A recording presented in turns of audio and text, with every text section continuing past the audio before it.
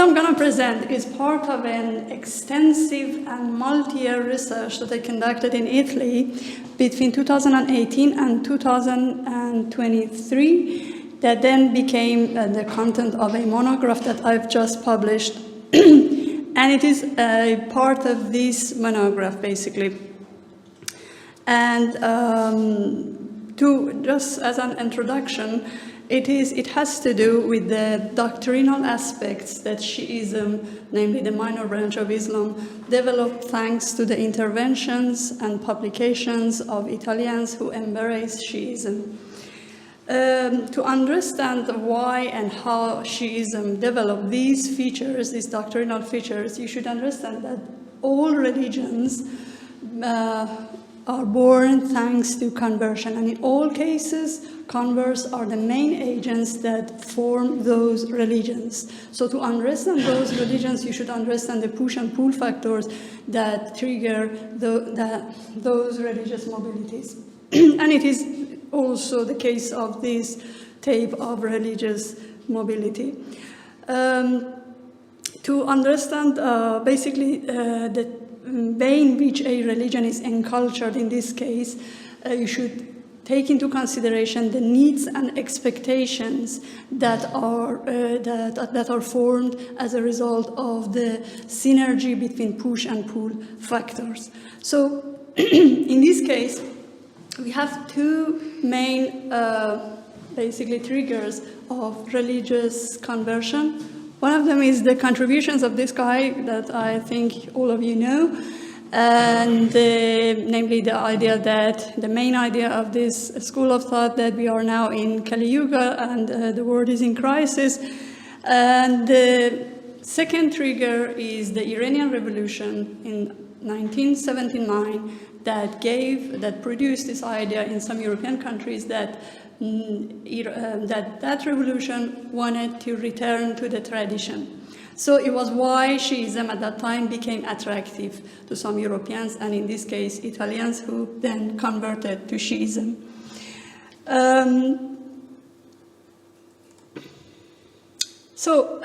Converts are very active in the field of editorial initiatives.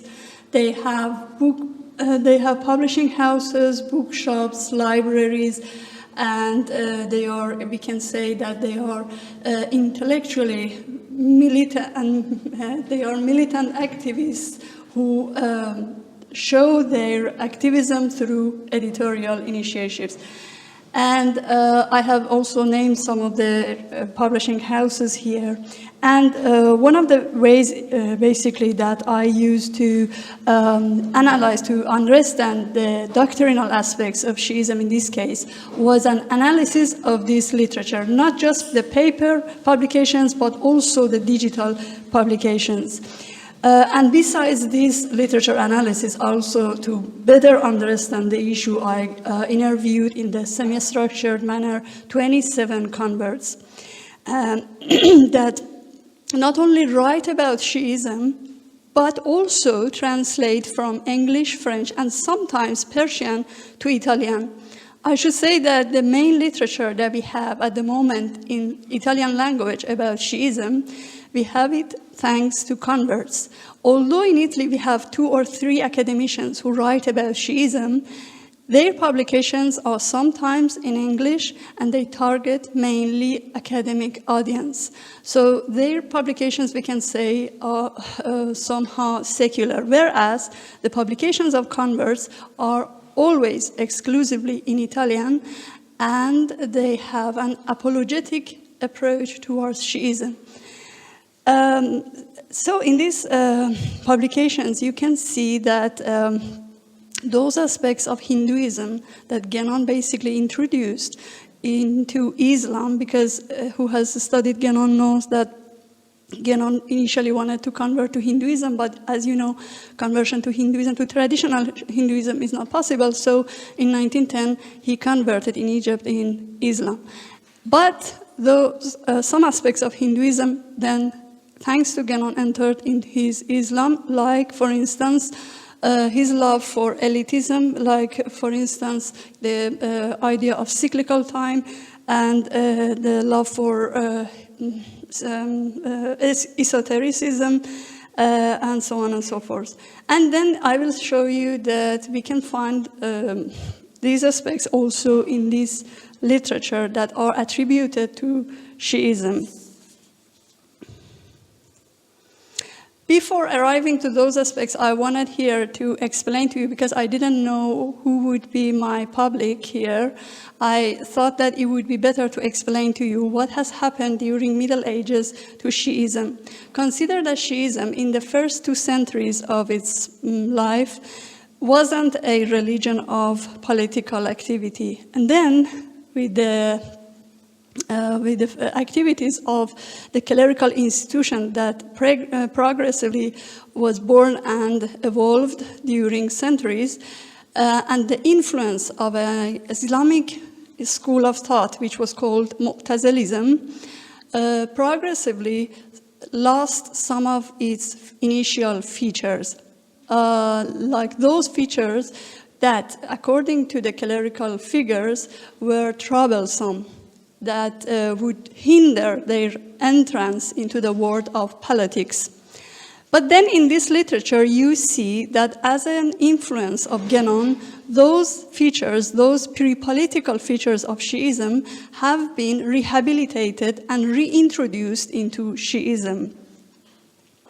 The first aspect here is the cyclical time that you see is in opposition to the linear time. Converts consider the linear time as a contribution of Descartes, and sometimes they even blame Jews as those who have introduced linear time after the Enlightenment. And they consider the linear time a type of time that do not allow human beings to return to the golden age, because the idea of cyclical time has basically this constant possibility for human beings to have a savior who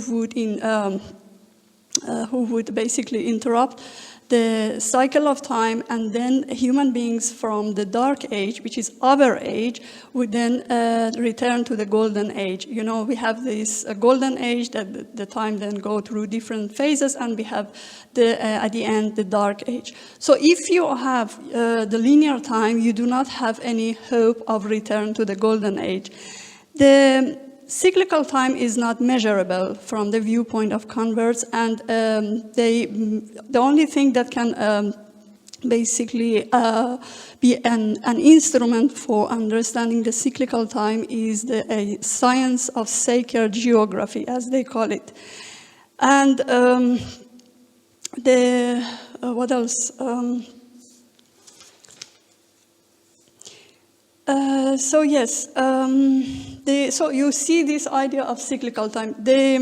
Basically, the clerics, as I said, one of the aspects of Shiism that they removed was this idea of cyclical time. Because in Shiism of the pre-political Shiism, we can say, we had always the presence of these Mahdis, or the saviors, that would interrupt the activities of clerics who wanted to define norms for social life. So it was why they curtailed the presence of Mahdis, and they reduced all Mahdis to only one Mahdi, or only one savior, who would come once at the end of the time and would wrap up the human history. The other aspect that you can see in this body of literature is the apocalyptic vision. And everything in this world has been interpreted as an example of conflict. Even COVID-19 was understood and defined in this framework. And, and a corollary of this vision is that you would need always the saviors, because if we are in constant conflict, obviously we would need saviors who would come and help human beings. And an aspect which is completely interrelated with the apocalyptic visions is the definitions that they have of imams. Who know a little bit Shiism and Islam in general can understand that imams, infallible imams, are points of reference for Shias in a matter of law and theology and everything. The difference is that in this case, in the case of converts, imams have been defined as superhuman entities, not human beings. And here we see also the influence of Henri Corbin.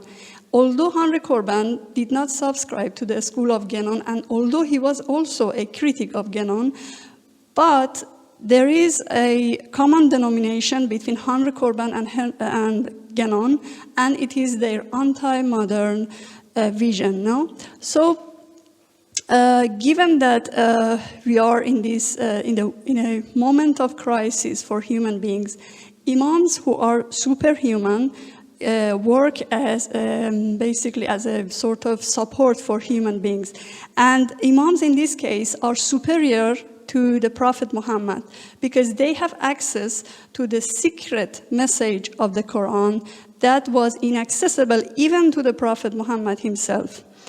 And because those hidden messages of the Quran are the esoteric part of the religion, which, you know, in the Guénonian vision, anything which is hidden has is a noble aspect of the religion, whereas the exoteric part, or the part which is accessible for ordinary people, does not have intrinsic value.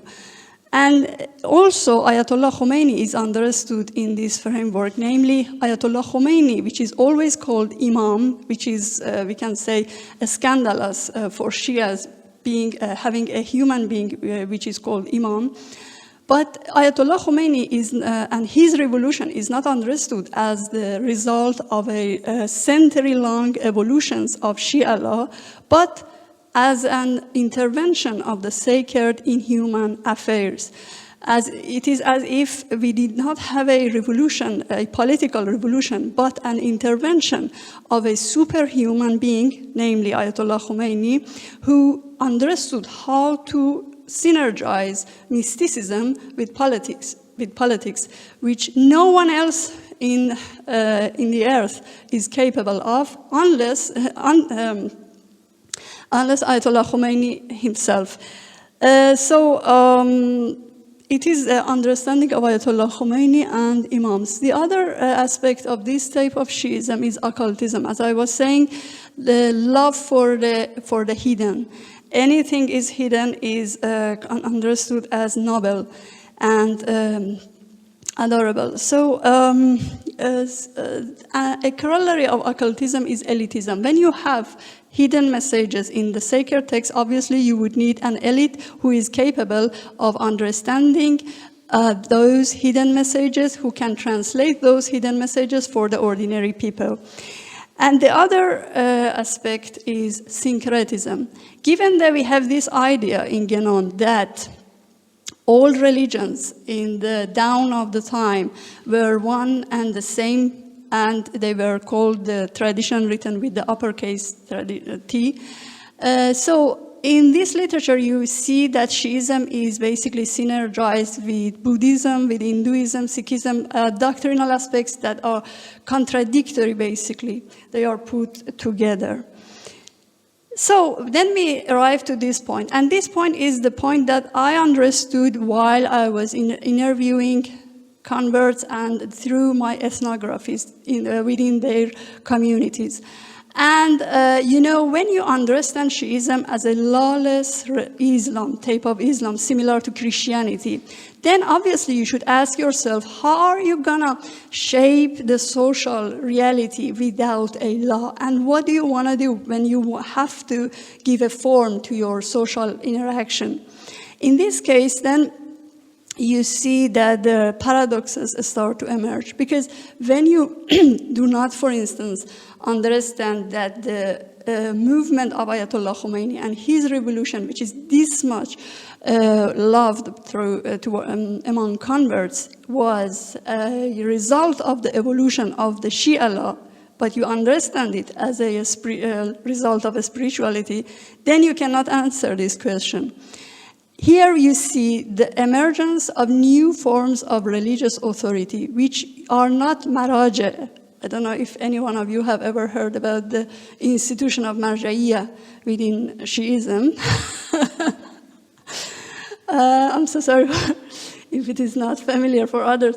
But Here you see the emergence of new forms of religious authority among converts. So only to wrap up the points that I wanted to make in this presentation. The first is that you, as I try to show, in this type of Shiism, we see the rehabilitation of the pre-political aspects of Shiism. And this Shiism has been understood as a religion like Christianity that doesn't have law and it is only a spirituality.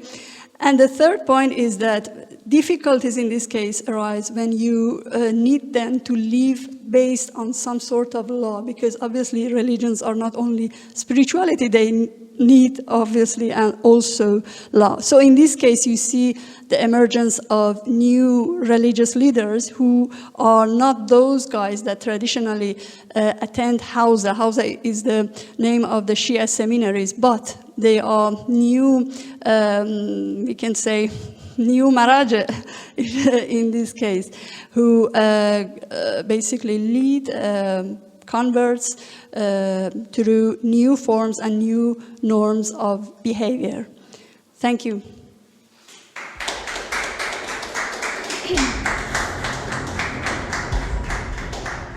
What lies far below the surface has long remained out of sight, and usually out of mind. Now, however, humanity's close ties to the ocean are sinking deeper.